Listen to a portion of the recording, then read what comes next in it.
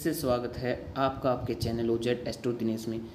दोस्तों, आज 8th house पे जो 8th हाउस का सबलोड है उसका एक डीएनए टेस्ट हम करके चलेंगे, क्योंकि हर जगह पे मैं देखता हूँ और क्वेश्चन यही आते हैं कि सर मेरा अभी जो दशा महादशा जो चली हुई है मुझे 8th नंबर प्रेजेंट कर रहा है कॉम्बिनेशन में, और 8th हाउस कैसे रिलेट करता है हमारी लाइफ में और क्या इसके दुष्प्रभाव हैं, ये कितना नेगेटिव है कितना पॉजिटिव है।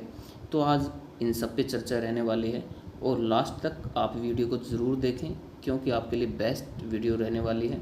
कुछ नया सीखने को आपको मिलेगा और कैसे हम किसी हाउस को एक्टिवेट डीएक्टिवेट कर सकते हैं अपने कर्मों के द्वारा। देखिए, एक तो रेमेडियल पार्ट है हमारा।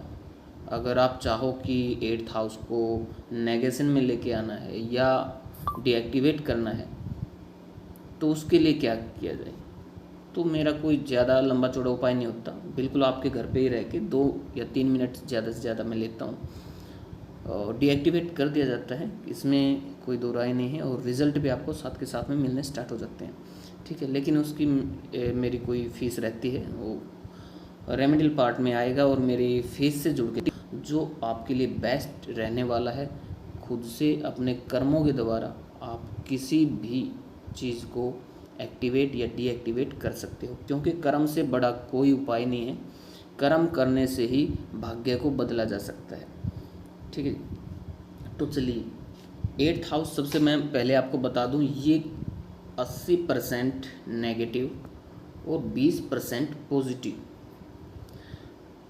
अब 80% नेगेटिव और 20% ये पॉजिटिव है। 80% जो नेगेटिव है वो आपको किस रूप में मिलता है लाइफ में। 8th हाउस का जो सबलोड है नक्षत्र लेवल पर, वो जहाँ पे भी प्लेसमेंट उसकी जिस हाउस में हो गई, समझो उससे रिलेटेड आपको 80% दिक्कतें पैदा कर देगा। वो किस रूप में करेगा? Sudden loss, pain, danger, death, हर जगह से ये आपको दिक्कतों से भर देगा। लेकिन किस किस हाउस के साथ क्या कॉम्बिनेशन बना के आपको देता क्या है? अगर ये फर्स्ट हाउस के साथ 8 जुड़ जाता है और उसके साथ साथ 3, 5 भी जुड़ जाता है, तो ये आपकी उम्र को लंबी करने वाला भी बन जाता है, ठीक है जी।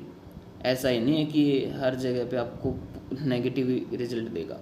अगर आपकी उम्र लंबी अगर आपको चाहिए तो 8th का होना भी बहुत ही ज़रूरी है, ठीक है जी। अब सेकंड हाउस, किसी ने कहा सर अब मेरा जो सेकंड हाउस यानी कि जो धन का भाव है, जमा पूंजी, बैंक बैलेंस है, वो 8th दिखा रहा है, 8th शो कर रहा है। मैंने पूछा कि 12th भी है? बोला नहीं सर 12th तो नहीं है, 8th है ओनली।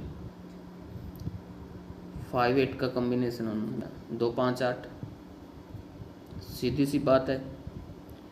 बैंक बैलेंस नहीं होगा, करप्ट हो जाता है, सब बैंक की तरफ से करप्ट हो जाता है बंदा।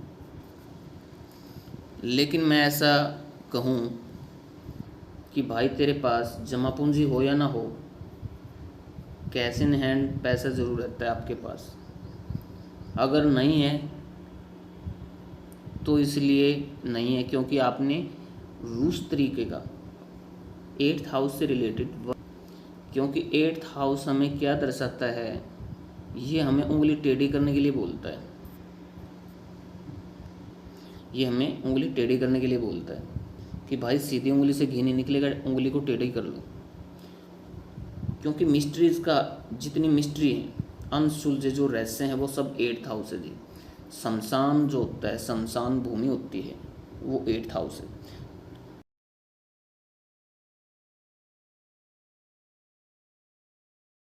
कि 8th हाउस जो कॉम्बिनेशन में कहीं दिखाई नहीं देता हमें, जैसे हमारी प्लेनेट स्क्रिप्ट होती है और हमारे जैसे दशा भुक्ति अंतर चली हुई, दशा भुक्ति अंतर दशा चली हुई होती है, उसमें 8th हाउस कहीं भी प्रेजेंट नहीं है, लेकिन फिर भी तकलीफ़ें आ रही होती हैं। उसके पीछे का रीज़न क्या होता है? एक तो दशा पद्धति मेथड होता है, जो कि एस्ट्रोलॉजी में हमें बताया गया है कि दशा पद्धति जब किसी लॉर्ड की महादशा चलती है और उसकी जो भुक्ति अंतर मिलती है, तो जब वो प्लेनेट आपकी जो स्क्रिप्ट में 2 6 11 जैसे नंबर प्रेजेंट मुझे आने वाला है, लेकिन ऐसा कुछ नहीं होता। वो क्या इसके पीछे रीज़न रहता है, क्योंकि जिस टाइम इवेंट जो हम निकालते हैं, जिस टाइम पे आपको वो अंतर्दशा प्रत्यंतर दशा मिल रही होती है, तो हम देखेंगे कि उस टाइम पीरियड पे जो आपका अंतर्दशा वाला प्लेनेट है वो किस राशि में ट्रांजिट चार्ट में बैठा हुआ है। उस टाइम का हम ट्रांजिट चार्ट निकालेंगे, गोचर कुंडली निकालेंगे, उसमें हम चेक करेंगे कि भाई जो अंतर्दशा का प्लेनेट है वो वीनस है और वो 2 6 11 नंबर हमें प्रेजेंट कर रहे हैं, लेकिन ट्रांजिट के दौरान वो मून की राशि में प्लेस्ड था जिस टाइम पे हमें वो अंतर्दशा मिलने वाली थी। तो आप वीनस को भूल जाओ, आप मून की स्क्रिप्ट चेक करना, क्योंकि जो रिजल्ट देने के लिए आएगा फिर वो मून देगा आपको। आपने मून की स्क्रिप्ट चेक करनी है, ठीक है जी। ये तो हुआ क्लियर कॉन्सेप्ट आपका।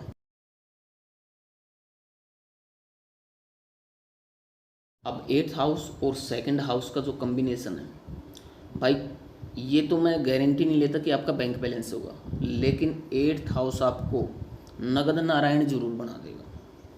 आपको नगद नारायण जरूर बना देगा। 8th हाउस से रिलेटेड वर्क अगर आप अपनी लाइफ में करते हो तो ये बेस्ट रहता है, क्योंकि देखिए 11th हाउस आपके विश फुलफिलमेंट का है।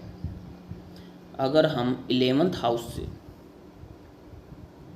अभी मैं बता देता हूँ आपको, अब देखिए एक चार्ट मैं यहाँ पे क्रिएट कर लेता हूँ, आपको सब समझ में आ जाएगा। फिर कोई नहीं कहेगा कि ये हाउस बुरा है, ये अच्छा है।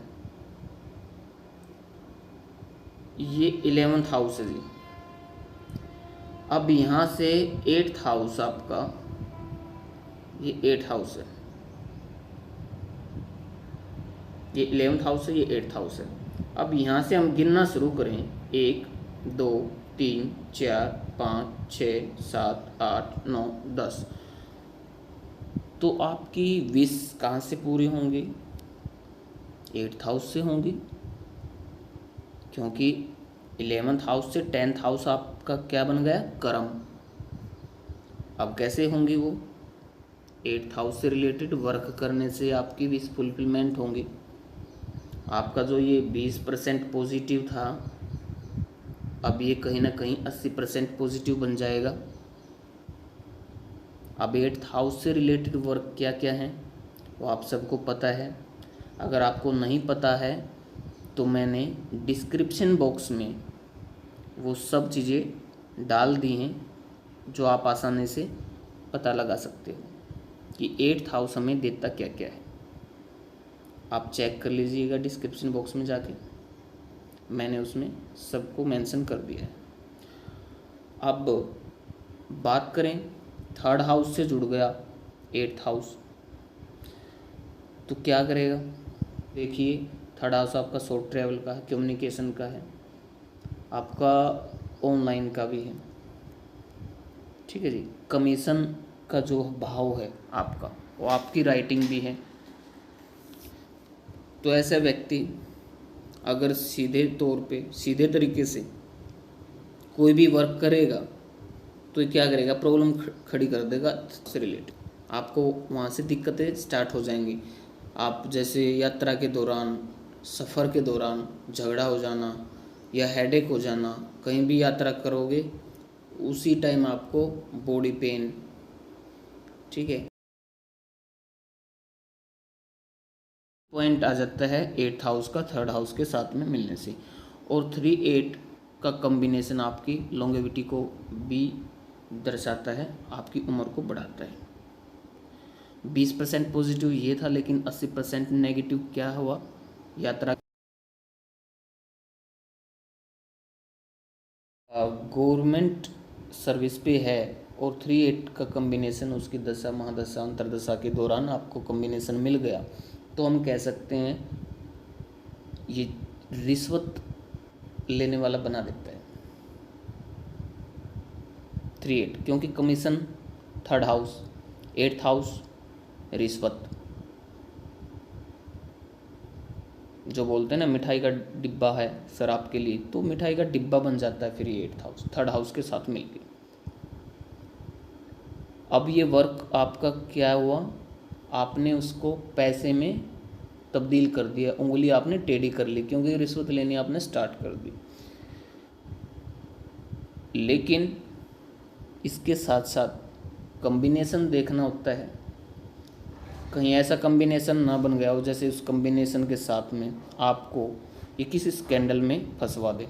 जैसे आप गवर्नमेंट सर्विस पे हो, तो अगर स्कैंडल के दौरान अगर आप पे कोई रेड हुई, क्योंकि रेड है 8th house, income tax raid है, तो रेड के दौरान आपको ये आपकी जॉब भी जा सकती है और आपको जेल भी भेज सकता है अगर 12 के साथ जुड़ जाए तो। ठीक है जी। लेकिन 3rd हाउस ऑनलाइन है, 8th हाउस रिसर्च है, एनालिसिस है, किसी भी चीज़ की डिस्कवर है, खोज। ऑनलाइन अगर आप डिस्कवरी चैनल देखते हो या कोई रिसर्च बेस ऑनलाइन वर्क करते हो, या ऑनलाइन आप एस्ट्रोलॉजी एंड न्यूमरोलॉजी से रिलेटेड या ऑक्यूल्ट से रिलेटेड पढ़ाई करते हो, तो मैं कहता हूँ ये आपके लिए ज़बरदस्त पॉजिटिव रिजल्ट देने वाला बन जाएगा। अब इसके साथ साथ इंश्योरेंस सेक्टर के साथ जुड़ जाओ। ऑनलाइन वर्क करके 8th हाउस इंश्योरेंस भी है, टैक्सेशन डिपार्टमेंट वो 8th हाउस है, इनके साथ जुड़ के ऑनलाइन कॉल पर इंटरनेट, ये कॉम्बिनेशन आपके लिए वरदान साबित हो जाएगा। ठीक है जी। तो ऐसे होता है कर्मों के द्वारा किसी भी चीज़ को बदलना, इससे बड़ा ट्रीटमेंट कोई नहीं समझता मैं। अब 4th हाउस आपका क्या है? 4th हाउस आपका कंफर्ट जोन है, आपके घर का है, आपकी व्हीकल का है, आपकी माता का है। ठीक, क्या कहेंगे? अगर विनस हुआ प्लेनेट, सब लोड का नक्षत्र लोड अगर विनस हुआ और 4th हाउस में प्लेस्ड हुआ और साथ में कॉम्बिनेशन 4, 8, 12 का बना दिया, तो एक्सीडेंटल देगा, घटनाएं एक्सीडेंट दे सकता है। ठीक है जी। तो इसको कैसे यूटिलाइज करें, क्या कर्म करें? एस्ट्रोलॉजी की पढ़ाई कर सकते हो, एस्ट्रोलॉजी से रिलेटेड वीडियो देख के आप सीख सकते हो, ऑक्युल्ट साइंस से रिलेटेड वर्क आप करके यूटिलाइजेशन में इसको लेके आ सकते हो।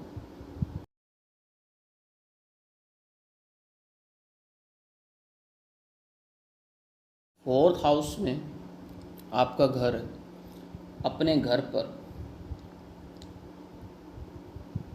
किसी प्रोडक्शन कंपनी से जुड़कर कोई वर्क आप कर सकते हो। 12th हाउस को यूटिलाइजेशन में लेके आने के लिए 4th हाउस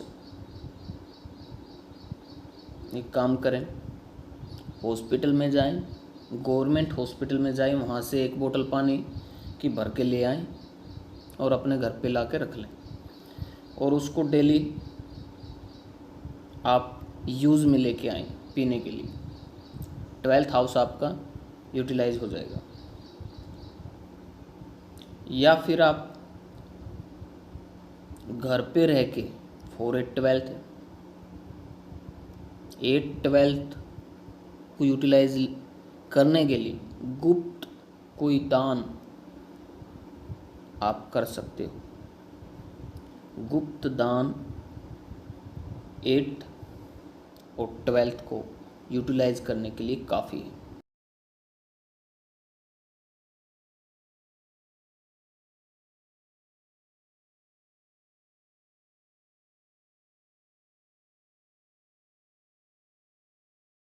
सीक्रेट है, सीक्रेसी है, आपकी लाइफ की सीक्रेसी है।